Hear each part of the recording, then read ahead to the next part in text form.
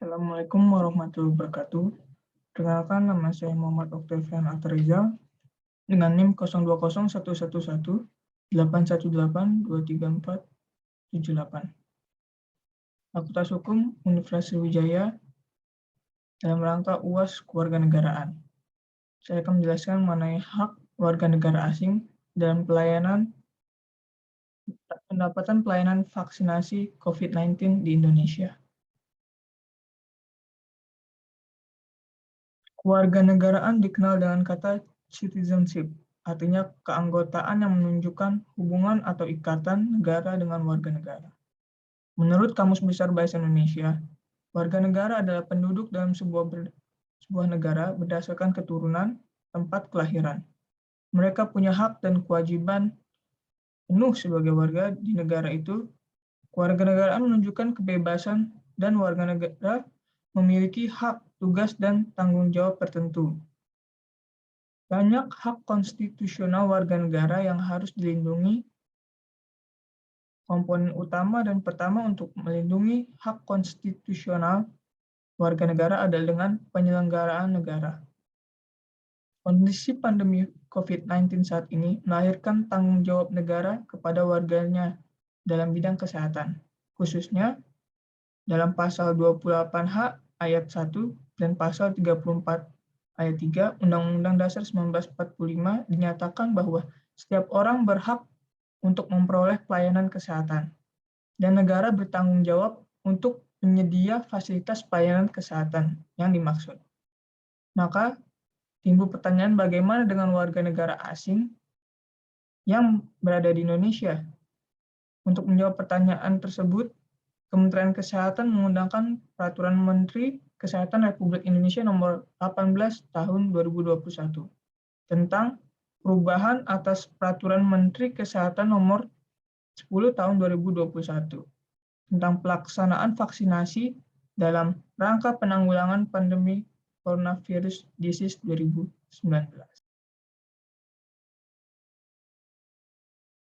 Di antara pasal 10 dan pasal 11 disisipkan dua pasal, yaitu pasal 10A dan pasal 10B, yang berbunyi sebagai berikut.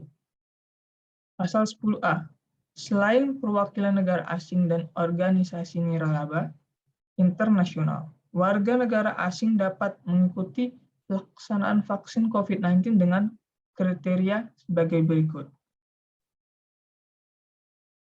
Untuk huruf A, untuk vaksinasi program meliputi warga negara asing yang berumur di atas 60 tahun ke atas, tenaga pendidik dan kependidikan, dan warga negara asing tertentu.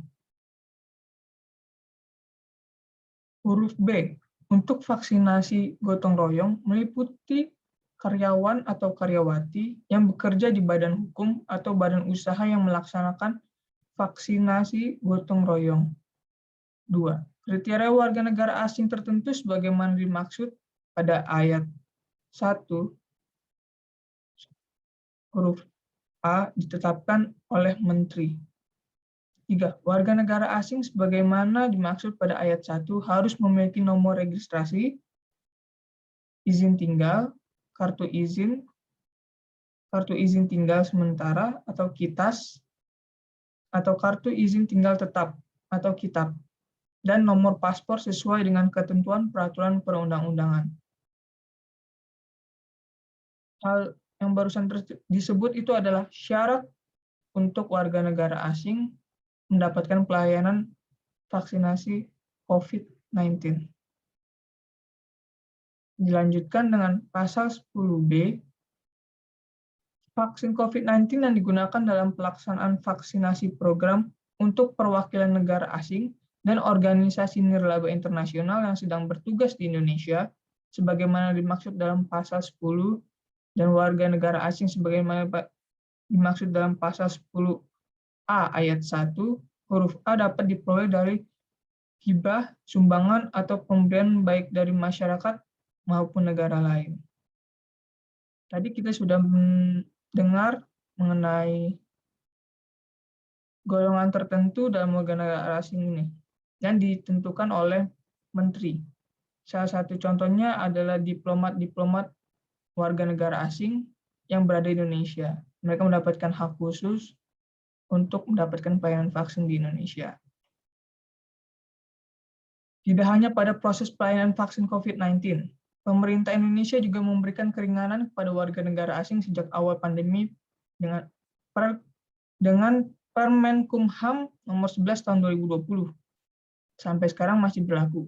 Jika warga negara asing memiliki izin tinggal atau kitab atau kitasnya sudah habis sampai sekarang, masih diberikan dispensasi sehingga para warga negara asing tidak perlu khawatir harus membayar denda karena overstay, dengan kata lain akan diputihkan atau dihilangkan denda.